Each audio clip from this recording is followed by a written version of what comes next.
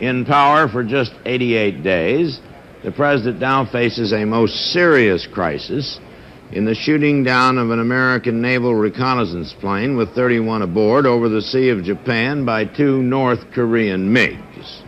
Until now, the president has been silent about this incident. But in the presidential campaign last year, he was sharply critical of the Johnson administration's failure to do more about the seizure. Ladies and gentlemen, the President of the United States.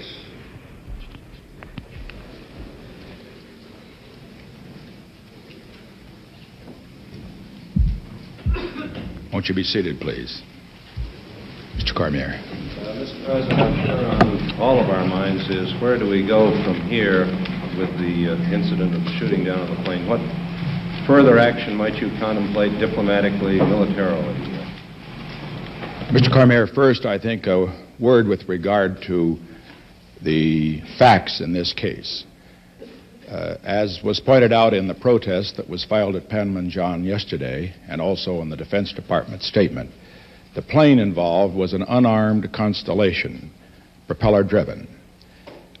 The mission was a reconnaissance mission, which at no time took the plane closer to the shores of North Korea than 40 miles.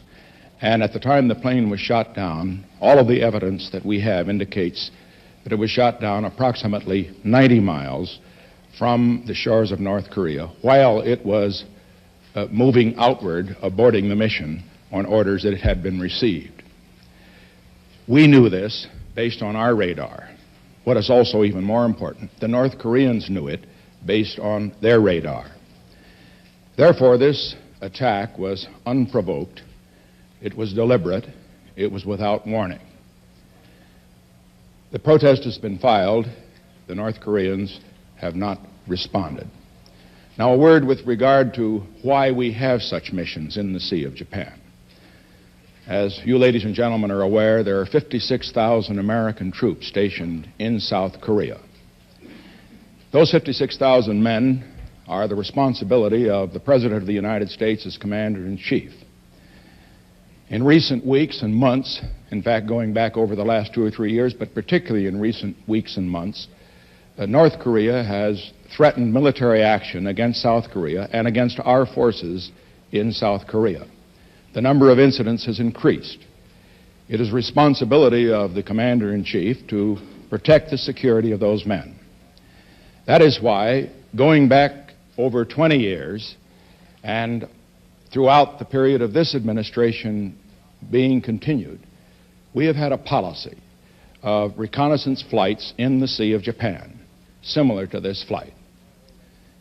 This year, we have had already 190 of these flights without incident, without threat, without warning at all. And now the question is, what do we do about these flights in the future? They were discontinued immediately after this incident occurred. I have today ordered that these flights be continued. They will be protected. This is not a threat. It is simply a statement of fact. As the Commander-in-Chief of our armed forces, I cannot and will not ask our men to serve in Korea, and I cannot and will not ask our men to take flights like this in unarmed planes without providing protection. That will be the case. Looking to the future, as far as what we do will depend upon the circumstances. It will depend upon what is done as far as North Korea is concerned, its reaction to the protest, and also any other developments that occur as we continue these flights.